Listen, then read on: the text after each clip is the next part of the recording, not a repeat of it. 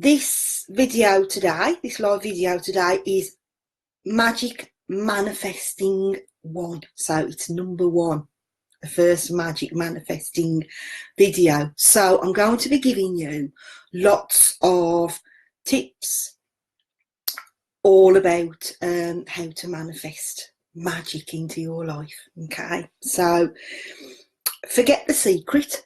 Well, don't forget it altogether, but these teachings are going to be completely different to what you've been taught. Some of the factors of the secret will apply, and I'm not knocking the secret because I manifested quite a lot myself by using the secret before I learned how to do Reiki. The secret was the way that I manifested. So I'm just trying to alter my light because you can't really see me properly. That's too bright now. It's shining in my eyes. Yeah, before I found Reiki, I did use the secret myself to manifest. So the secret is absolutely fantastic. But if you're the kind of person that has been struggling to manifest what you want in your business, to manifest abundance in your business and in your life even, then this video is for you, because I guarantee it will help you massively. Okay, right. The best and the easiest way to manifest is by gaining a closer spiritual connection. Hence the meditating and probably the journaling, if you like, are some ways of gaining a closer spiritual connection, but also by having regular Reiki. That helps you gain a closer spiritual connection as well. Because when I send Reiki, I tap into the universal life force energy, and the highest vibration there is for getting a spiritual connection. Okay, and then I'm sending that energy to you. It's not coming from me, it is coming from me in a way, but the energy comes from the universal life force energy. So wherever you believe that comes from. Some people believe it comes from God, some people believe it just comes from the universe. Whatever you want to believe, it really doesn't matter. But the energy flows through me. I'm like a conduit, if you like. Some of you might be Reiki practitioners already, so you know this already. Or like a hose pipe, if you like, sending the energy to you. So that is, believe it or not, one of the main things that you need to do. And in terms of meditating, I know a lot of people think, I haven't got time to meditate, I can't meditate. I know I was exactly the same, and even now I still struggle to go into deep meditation, to be honest. I tend to be better with guided meditations, which is why you've got the guided meditations. And even if you're not fully listening to them and you're not switching off your mind, it doesn't matter, because it will go into your subconscious. Okay, so you know, do not worry if you cannot switch off and meditate properly. Just still make sure that you do the guided meditations, because they really will make a difference. Another thing that is really important to do is to feel gratitude. As I said in yesterday's video, the more you feel gratitude, the more that you attract into your life to feel grateful for. Okay, and also it puts you in a good high vibration as well when you feel grateful for everything. So rather than focusing on whatever you're lacking in your life, whatever you're not manifesting, you're focusing on what you've got already. Okay, so you're grateful for what you've got already. Okay, another thing that you need to do really is not try and push things too much and push things the way that you think they should be, or push yourself to do too much. Think of a boat in a river. The best thing to do is not to row against the tide, I was going to say. Would you call it a tide in a river? But not to row against it, but to go downstream, to go with the flow. Let the boat go downstream. The universe will always take you in the right direction if you let it, and if you listen to your inner compass, your inner guidance, okay, which you get by gaining a closer spiritual connection. So, you know, always go with the flow. If you feel alive, awake, and wanting for nothing, then you are going to attract much, much easier. So maybe get out in nature. That always makes me feel connected. You know, you can't feel any more connected to universal life force than actually being out in nature, you know, being amongst trees. And particularly now in the UK, we've got the autumn. You know, it's really good to be out in nature because it really does make you feel better. But whatever makes you feel connected. I know when I was younger, I don't do it so much now, and I probably should. Have you ever lay on the grass and just looked up at the clouds, you know, and you just think, wow, I'm actually part of this massive earth, and, you know, we're just a small blip in the universe. How fabulous is it that I'm here today living on this earth? So, you know, doing things like that, or sitting and looking up at the stars. I used to do that a lot, and I don't do it so much now, to be honest. But, you know, when you realise how fabulous the earth is and how vast the universe is, when you think about it, then, you know, you can feel really grateful to be alive. So, you know, that's a good thing to do to make you feel more connected as well. Okay, I'm just going to have a sip of water.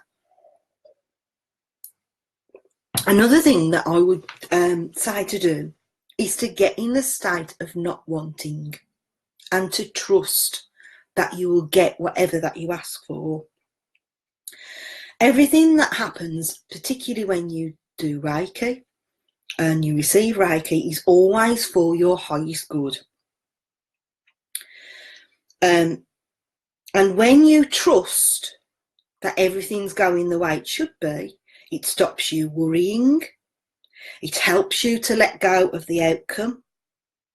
And always think that, you know, if anything unexpected happens, anything that you see as going wrong, see it as a challenge or a stepping stone to something better. Because if you always ask for everything for your highest good, then if it doesn't go the way you think it's going to go, then that means because the universe is delivering something better to you. Okay, so always see everything that you think may be going wrong as a stepping stone to something better. Okay, and that will help you feel happier and more joyful, and will raise your vibration. Let me give you an example. I had an intention when I first started Reiki. I think it was in June 2003, the end of June, 30th of June it was, I did my Reiki 1, 2013. And I set an intention. I think that was Reiki 1. Or was it Reiki 2? It was 1 or 2. I forget which one, to be honest. But I set an intention that I wanted to be in a job that I loved, working with people that I loved to work with. Okay, I loved my job. I loved teaching, but it was getting really stressful. A lot of the people I worked with weren't very trustworthy. You know, they were sort of like snitching on one another, and the bosses weren't very nice, and the management wasn't very nice, and it was getting more and more stressful. It was more you know, the people, not all the people, but some of the people that I worked with, that was making the job really hard for me. And I had loads of opportunities to move somewhere else, but fear kept kicking in. My ego, fear kept trying to keeping me safe, and I didn't take up those opportunities. So when I started doing Reiki and I learned about setting intentions, I thought, right, I'm going to set an intention that I want to be in a job that I love, working with people that I get on really well with, and that, you know, I resonate with. So that's what I did. I thought, I'm not going to be too prescriptive, if you like. I'm not going to be too detailed in what I'm asking for, because I know, and I've been taught, that the universe delivers for your highest good, because we were asking for our highest good as well. So that's what I did. Now, in October of that year, so only a few months later, I actually lost my job. Now, I could have been absolutely devastated. I'd been working at this college for 14 years teaching, and I lost my job, and it was through ill health. And they took me through, hi Jane, they took me through a disciplinary meeting on the Monday, made me wait till 4 o'clock on the Friday to find out whether I got a job or not. So that was a really, really stressful week. And then they just told me I hadn't got a job anymore, and they were actually going to escort me out the building, but my union rep escorted me instead of it being security, because it just felt really horrible. I felt like I've really done something wrong and I hadn't. So that was me. But my union rep also fought for me to get compensation, because he said that one, they had dismissed me on the grounds of, which was against the Disability Discrimination Act, because I'd been off with my ear, because I'd had an ear operation. And two, he said, you know, I could sue them for unfair dismissal, take them to a tribunal. So I didn't even have to go to any of the meetings. He did it all for me, bless him. He was absolutely fantastic. And he got me some compensation. Oh, and I forgot to say, I'd also set an intention that we would get our own house, because we were living in a rented house. It was costing us a fortune in rent. We couldn't do anything up, you know, we couldn't make any changes to the house at all. We couldn't decorate or anything. We were getting really fed up with it. Jane says, hi, she just signed up, recently lost her job but stayed positive. Exactly, Jane. Yeah, I was just saying, you know, the universe often gives you what seems like a mishap and something going wrong, but it's actually a stepping stone to something better. And sometimes they will push you, you know, by doing something like that. And I did get that compensation, and we got our new house. I put the money down for a deposit for the house that we live in now. My hubby had saved a little bit, but it was nowhere near enough for a deposit. So, you know, we would have been in that rented house. We'd been there about 7 years, I think. And, you know, we'd really had enough, and we got 2 dogs, and we weren't even supposed to have pets. So we really, really needed to move out desperately. So, you know, the universe, God, whatever you believe in, does work in mysterious ways. So always let go of the outcome. Think about what you want in terms of what you want to feel, etc. But don't be too specific, because the universe will always deliver in the way that's best for your highest good. Okay, so another thing to do is to try and stop complaining. Now, I've tried this. I cannot do it completely, 100% stop complaining. But if you're aware of yourself when you're complaining, you know, then at least you can turn it around. So, you know, try not to keep complaining about things, because when you're complaining, you're basically saying that you're living in lack, aren't you? Something's not going the way you want it to. So, you know, you're living in lack if you keep complaining all the time. So just try and be aware, you know, of how much you complain. Another tip is to go out of your comfort zone. Take new steps. Seize opportunities and meet new people. Like I said, I'd been given loads of opportunities to get a new job, and I've just passed them by because I was thinking, oh well, even though I wasn't happy where I was and I wasn't getting any further, I wasn't getting the promotions that I wanted, I just kept thinking, well, I don't know anybody, it might be too far to travel, you know. I was making up loads and loads of excuses, and it was all down to fear of moving on and, you know, going on to something better, which it probably would have been, but, you know, I just didn't take the move. So, you know, always look to go out of your comfort zone, and don't let fear stop you from doing it. Don't wait for change, be the change. I love that saying. And I've got another one here from Joseph Campbell. Follow your bliss, and the universe will open doors where once there were only walls. So I always say, you know, lead from the heart, follow your heart rather than your head. If you do something that you love, then the universe is always going to deliver to you. You know, and I must admit, I'm saying that now, and I'm thinking, in all my years of business, I've had some thought, I'm not even sure whether that's true, because sometimes I really have struggled. I really, really have. And sometimes, you know, I felt like giving up, and I felt like getting a job, because I was struggling so much with money, and I thought, what on earth can I do? Why is the universe not delivering? Because I'm doing what I love, I'm doing what I want to do. Why is it just not happening? And I'm coming onto that in a minute, so just hold that thought. But one thing you need to do is think about your why. Remember why you start your business. And I can guarantee 9 times out of 10, if not more like 9.9 times out of 10, it's because you enjoy doing what you do and you want to help other people. Most of us really enjoy helping other people. Most of us, you know, want to help people who were in the same position we were in years ago, because we wish there was someone there to help us at that time. So we thought, okay, right, I'm going to do this because I'm going to make sure that those people who suffer the way I did or struggle the way I did, you know, have got someone to help them. So always think about that.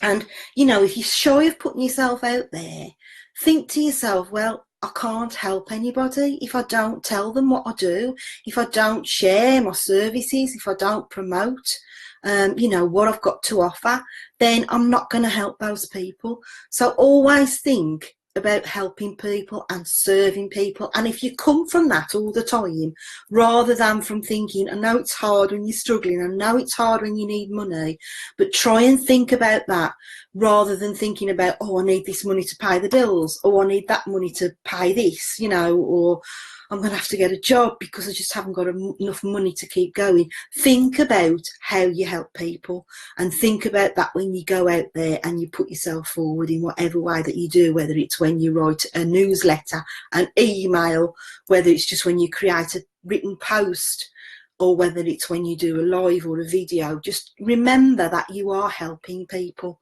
you know, and that helps you to get rid of the fear as well, to be honest.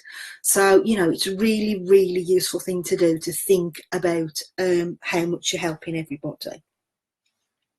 But going back to the outcome, when you're less attached to the outcome as well. So, you know, if you're out there promoting say a service that you do, it might be a holistic service, or maybe something that you're selling, a product that you're selling, if you're less attached to the outcome, so, you know, if you're less attached to the fact that you want to sell however many you want to sell, then you'll become bold and fearless as well.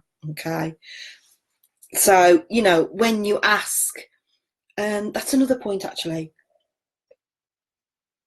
a lot of us might think, oh, I really want to sell. This has happened to me loads of times. I've maybe been launching something, a course or something, and thought, that's how I want to sell this week. I want to sell, say, 12 places on this specific course.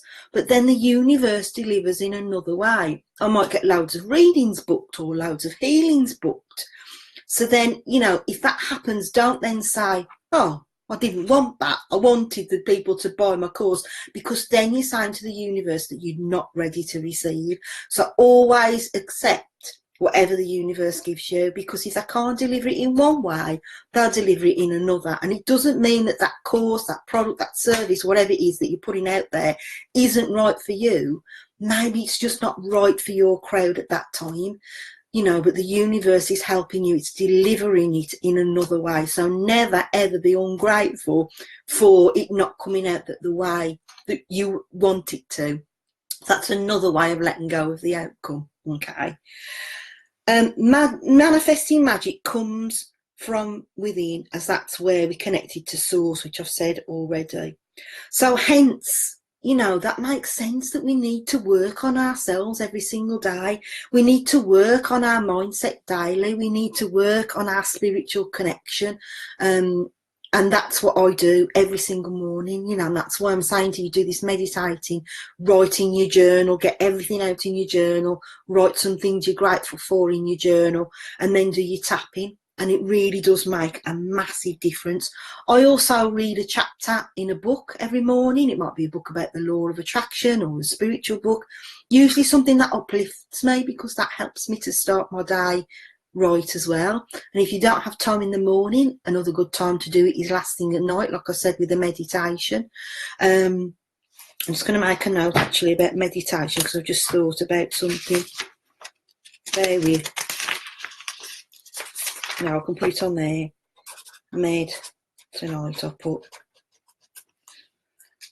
So, yeah, read it last thing at night. You know, if you haven't got time in the morning, the same as the meditation, doing anything last thing at night before you go to sleep, it sinks into your subconscious as well. So, sorry, I've just noticed the battery's going on my laptop as well, so I've just plugged that in. Nothing but like being prepared, is that? There we go, it's all right now. So, yeah, last thing at night, it sinks into your subconscious, and then you wake up feeling bright anyway. So if you don't have time to do it in the morning, you can do it in the afternoon. Hi Shan, hi Dandy. I'm nearly finished actually. I'm not sure when you came in, but don't worry, you can catch the replay in the group straight afterwards, unless you've been watching for a while. I didn't notice the comments. Jane says, exactly what one thing can you give today? Can be a compliment, a smile, a random act of kindness, etc. Exactly, yeah, totally agree with that. Shan says, useful tips, Jan, being letting fear of my journals not being good enough take over. Yeah, exactly, yeah. I think we all think that, don't we? We all think we're not good enough. That's one of the worst things, I think, the worst things we say to ourselves. What do I know? You know, I'm not good enough. I can't put this out there. But you've got to think about how much you're going to help everybody else and come from their point of view rather than from yours. And if you tend to think of yourself as not good enough, look at your product more. Do you know what I mean? Try and remember where you were a long time ago. You know, a few years ago, a few months ago, whatever, when you needed whatever it is you're putting out there. Okay. So that's it, I think. I think I've covered everything that I wanted to cover today. Tomorrow, I've got loads more to share with you. And it's about forgetting about thoughts become things. So if you've always had a problem trying to change your thoughts, then you need to watch tomorrow. I'm going to be in a little bit earlier tomorrow. I'm not sure what time, but I will let you know what time tomorrow. But I just wanted to say, yeah, that's what I've written down there to remind me. When I'm sending Reiki tonight, if you are able to attend live, you could listen to the abundance meditation number 1. Labelled as task 1, because that takes about 20 minutes, which is about the amount of time that I send the Reiki for. So if you want to lie down and listen to the meditation, that's a perfect time to do it whilst I'm sending Reiki.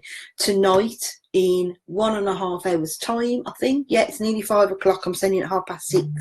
So in an hour and a half, I'll be sending the Reiki, and you could listen to that abundance meditation 1 at the same time, as it takes about the same amount of time. And that will be make it even more powerful, because I'll be sending you Reiki energy at the same time. I had to make a note of that because I didn't want to forget to tell you that. But I want, in terms of Reiki, to finish off, I want to read you a passage from one of my favourite books, Abundance Through Reiki. And not a lot of us, you know, realise how much we can manifest with Reiki. A lot of people think it's just for healing, but it's not. You can manifest so much with it. It really is powerful. Okay, so it says, if Reiki is universal life force energy, and you and I are that same universal life force energy, it stands to reason that the Usui method of natural healing is an effortless process of applying to oneself or others more of what we essentially already are. The Usui method of healing is the original form of Reiki by Mr. Usui. That's all that means by the Usui method. When you consider this statement deeply, the implications are quite profound. Mystics have realised forever that individuals are actually the very energy of the universe personified. Finally, in our day and age, this knowledge is becoming part of popular culture.